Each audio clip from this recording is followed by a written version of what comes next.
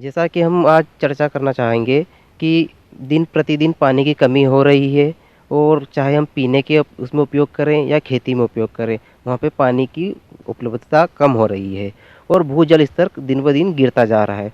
तो उसी को हम देखते हुए कि हम पानी को कैसे बचा पाएँ और उसको बचाते हुए हम अपनी खेती में ज़्यादा से ज़्यादा उपयोग किस प्रकार से उस पानी का कर पाएँ। सिंचाई में जो आधुनिक विधि है अपनी और सबसे सुलभ विधि है टपक सिंचाई विधि, जिसको हम ड्रिप इरिगेशन सिस्टम बोलते हैं। इसके बारे में हम आज चर्चा करेंगे। बूंद बूंद या ड्रिप सिंचाई पद्धति यह एक ऐसी सिंचाई पद्धति है जिसमें पौधे की आवश्यकता के अनुसार पानी बूंद बूंद करके पौधे की जड़ों के पास दिया जाता है। इस विधि से सिंचाई करने पर पानी की 50 से 70% तक की बचत के साथ ही मजदूरी की भी बचत होती है। उचित जल प्रबंधन से भूमि में वायु संचार और पानी का सही अनुपात होने से पौधे स्वस्थ रहते हैं। ड्रिप सिंचाई पद्धति रेतीली और खारी जमीन पर खारे पानी के लिए भी अनुकूल है।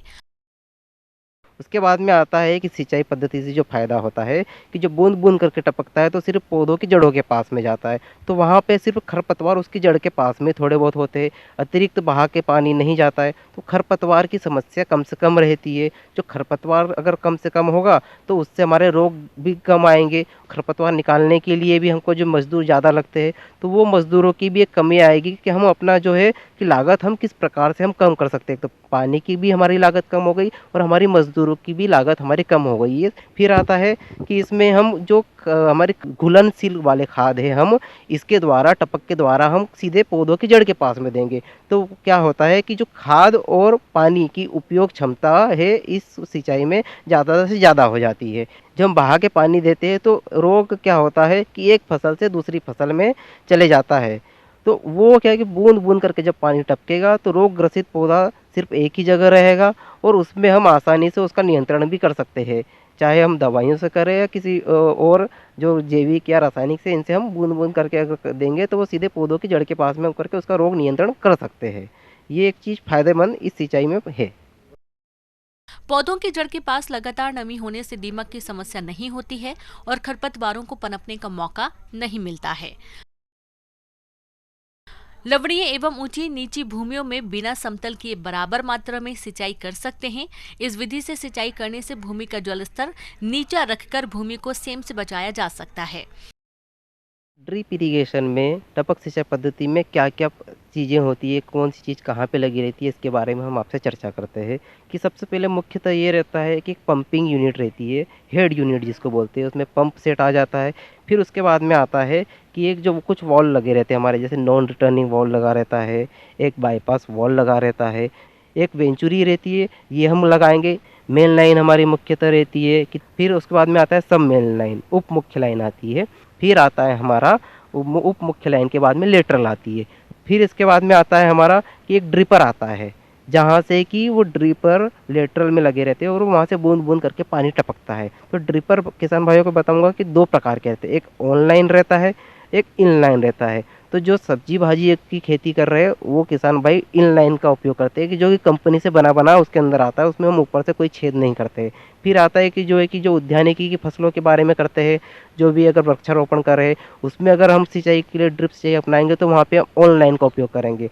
वहाँ पे फिर वहाँ पे कि हमको किस पौधे के लिए कितनी मात्रा में हमको पानी की आवश्यकता है, उसके हिसाब से हम उसको ड्रिप लगाएँगे।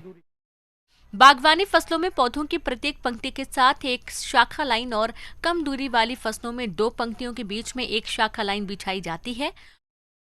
पौधों की सिंचाई के लिए प्रत्येक पौधे के पास शाखा में ड्रिपर लगा दिए जाते हैं। ड्रिप सिंचाई के लिए मुख्यतः मोनो ब्लॉक पंप इस्तेमाल किए जाते हैं। पानी की अधिक मात्रा में आवश्यकता होने पर अथवा जल स्तर गहरा होने पर बड़े पंप की जरूरत पड़ती है। आपसे बात करना चाहेंगे कि इस प्रणाली में इसकी देखभाल भी एक महत्वपूर्ण है। इस प्रणाली में जो प्रेशर की एक बात है कि दाब हमारा इस प्रणाली में कितना होना चाहिए। तो वो दाब के लिए हमारे जो पाइप भी रहते हैं, वो उन पे लिखा भी रहता है कि कितने प्रेशर का ज़्यादा से ज़्यादा वो झेल सकता है। क्योंकि क्या होगा प्रेशर ज़्यादा बढ़ेगा तो कहीं से न कहीं से पाइप फटेगा, लीकेज हो की समस्या आएगी, तो वो प्रेशर को मेंटेन करना बहुत ज़रूरी है। अगर कहीं पे पाइप थोड़ा-सा फट रहा है, तो हम उसको अनदेखा ना करें। तो जहाँ पे लीकेज हो रहा है या जहाँ पे कहीं पाइप फूट रहा है, तो उसको हम उसी वक़्त उसका उस समस्या का हल वहीं पे करें और उसको उस लीकेज को वहीं पे बंद कर दें। जब भी चालू करें, हम प्रतिदिन ये हम देखें कि हमारे ड्रिपर में पानी सही से आ रहा है, यानी किस ड्रिपर में पानी कम आ रहा है। ये हम देखते रहें इस प्रणाली में। जब हम ये खाद और उर्वरक दें, तो हम इसको खोल के 5-10 मिनट चला के अच्छा पानी जब तक नहीं आए तब तक हम चलाते रहें और फिर वापस से इनको बंद कर देंगे।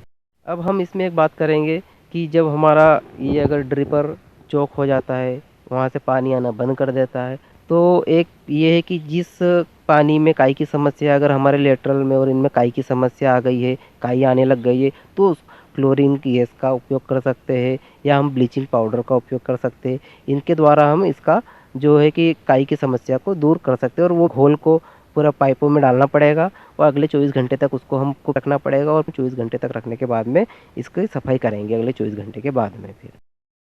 राज्य व केंद्र सरकार द्वारा इन सिंचाई विधियों को लोकप्रिय बनाकर सिंचाई के परंपरागत तरीकों के स्थान पर सिंचाई जल की बचत के लिए अनुदान दिया जा रहा है, जिसकी जानकारी नजदीकी कृषि और उद्यान विभाग या कृषि विज्ञान केंद्र से ली जा सकती है।